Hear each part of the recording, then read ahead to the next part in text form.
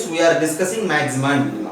Related to maxima and minima, see, we learnt about increasing and decreasing functions, and we learnt about maxima and minima.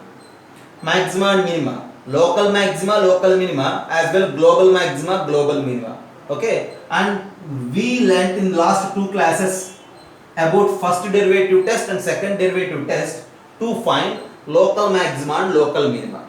If we are good in finding local maxima and local minima of a function, then we will finalize global maxima and global minima of the functions. Okay, and as I said, these derivative tests, either first derivative test or second derivative test, help us to find local maxima and local minima for continuous functions.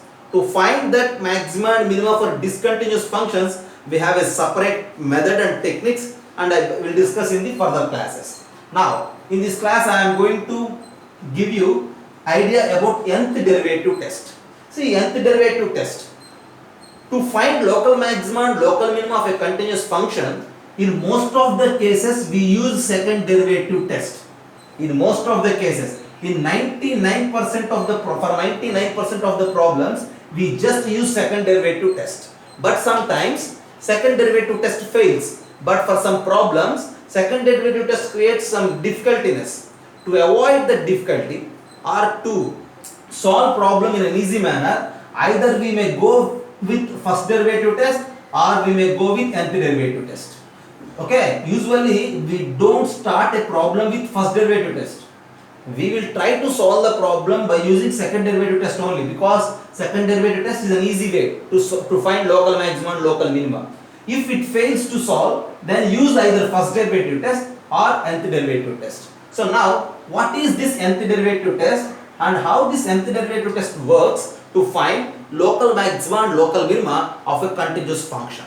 Okay, see, as we have a plan of action for first derivative test as well for second derivative test, which I mentioned in the last classes, and again here I will just give you a plan, a procedure, a way of procedure to find local maxima and local minima of a continuous function using this nth derivative test. After that I will give you one example.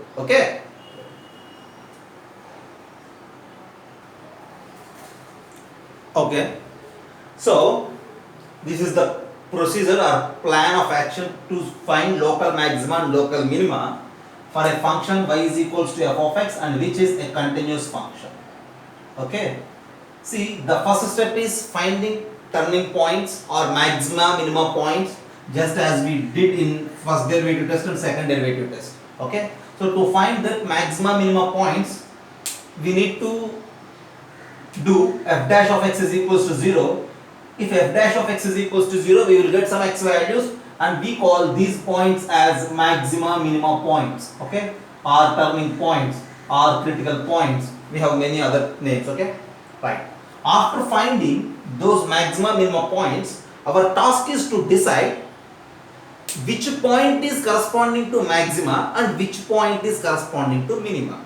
Okay, to classify, to categorize those points, those maxima minima points separately as maxima points and minima points, we use first derivative test based on the sign change in the first derivative, and we use second derivative test depending on the second derivative value at that particular point. Whether it is positive, we say it as minima point. If it is negative, we call it as maxima point. But for some problems, you just have a look. See, f dash of alpha 1 is first derivative of the function at alpha 1.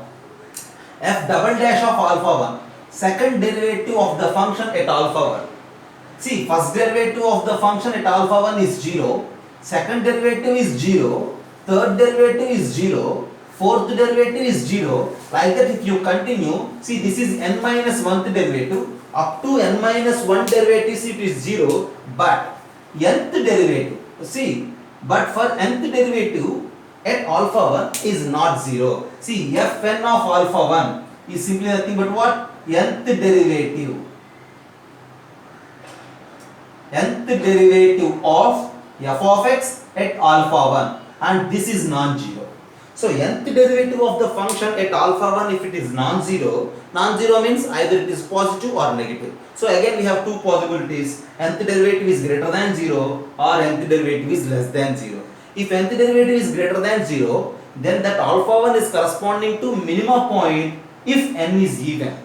Whereas if nth derivative is less than 0, then that alpha 1 is maximum point if n is even. Okay, so we will decide maxima and minima only if n is even. Okay, whereas if n is odd, then there is no chance to decide maxima and minima point. Then the function is continuously increasing function, or in this case decreasing function. Okay, nth derivative at alpha 1 is positive and n is even number, then it leads to minima point for the function. Nth derivative at alpha 1 less than 0 and n is even, then it leads to maxima point for the function. If n is odd, then there is no chance to decide whether it is maxima or minima. Then in the sense the point is not corresponding to maxima and minima, we call that point as a point of inflection. Then it just conveys that the function is continuously increasing and it conveys that the function is continuously decreasing. Okay, first of all you just analyze this plan and then I will give you one problem to solve using this plan. See, first of all find critical points and then see try to find derivatives of the function continuously at one point. See, for suppose at alpha 1, at alpha 1 continuously find the derivative values. See, the values are zeros, but at one position the value is non-zero. See, if it is non-zero, then for sure it may be positive and it may be negative. Based on that we will decide that whether alpha 1 is maximum point or minimum point. Okay, have a look. I will give you one problem now.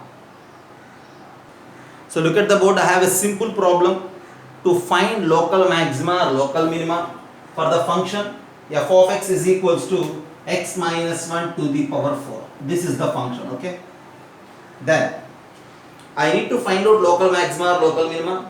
I may go with first derivative test, I may go with second derivative test. If it fails, then I will use nth derivative test.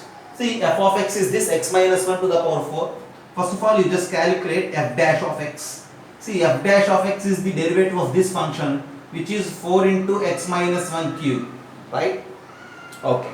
And then what you say about second derivative, f double dash of x. F double dash of x is the derivative of this. See, x minus 1 cube is 3 into x minus 1 square. So this is 12 into x minus 1 whole square.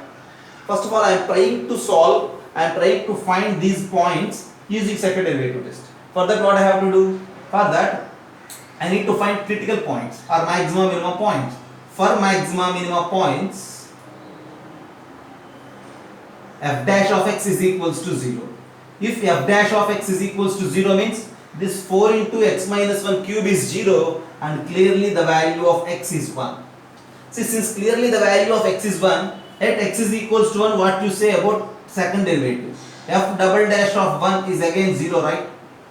X is equals to 1 is the maximum minimum point. At that point f double dash of 1 is 0. So second derivative test is not useful in this case. Okay, and that's why I am just moving for the third derivative. F third derivative of x is, see, x minus 1 whole square, and this is 24 of x minus 1. And then f fourth derivative of x. See, the fourth derivative of this function is what? 24. Okay, see here maximum minimum point is 1. At that point first derivative is 0, second derivative is 0, third derivative is also 0. So here at 1 if you observe, f dash of 1 is equals to f double dash of 1 is equals to f triple dash of 1 is equals to 0, and f fourth derivative of x is non-zero. See, if it is non-zero, what is that value? That value is 24. 24 means greater than 0. Positive. Since fourth derivative of the function is at x is equals to 1 is greater than 0, here what you say about n? Here n is equals to 4, an even number.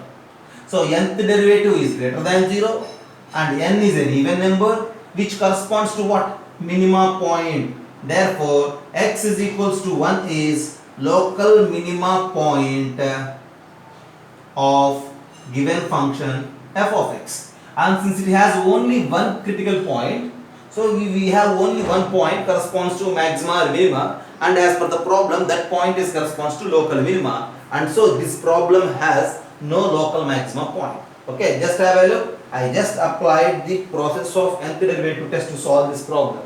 Here I am erasing this procedure, and then I will explain you the way how to find that local minima point. Have a look once again. See, the given function is f of x is equals to x minus 1 to the power of 4. So first of all, first derivative is this 4x minus 1 cube, second derivative is 12x minus 1 whole square. See, to find maxima minima points or critical points, f dash of x is equals to 0 and x is equals to 1, there is only one critical point for this problem. At that point, second derivative is directly 0. If second derivative is 0, then second derivative fails. So go for nth derivative. And so find third derivative as well, fourth derivative. Since our critical point is 1, at this point x is equals to 1, first derivative is 0, second derivative is 0, third derivative is 0, but fourth derivative not 0. So stop your procedure. Since fourth derivative at that point x is equals to 1 is non-zero and that particularly positive, since it is positive and that nth derivative n4 is an even number, so the given function has minima point at that x is equals to 1 and that minimum value is 0. Okay, so this function has local minima at x is equals to 1 and that minimum value is 0. As well, this function has no local maxima point. Okay, for suppose if you have a problem like this, f of x is equals to x cube. See, if f of x is equals to x cube, you just find their derivatives. F dash of x is 3x square, f double dash of x is 6x, whereas f triple dash of x is equals to 6. Okay. See, for suppose if you try to find the critical points, we need to equalize f dash of x to 0. From there we will get x is equals to 0. So x is equals to 0 is the critical point. At that x is equals to 0, if you check, first derivative at 0 is equals to second derivative at 0 is equals to 0. These are zeros. But third derivative at 0 is equals to 6, non-zero and particularly positive. Third derivative is positive. Here third derivative n is equals to 3, odd number. Since n is equals to 3, an odd number, so this problem has no maxima or minima points. This function has no maxima or no minima points. But since the third derivative is greater than 0, therefore that f of x is increasing function. I think we are familiar with the graph of f of x is equals to x cube. It is usually of S shape. See, this shape has no maxima, no minima, and the graph is continuously increasing. Same thing we just concluded from this discussion. Okay, have a look. See, this is the way to find local maxima or local minima for different functions using nth derivative test. Okay, just have a look.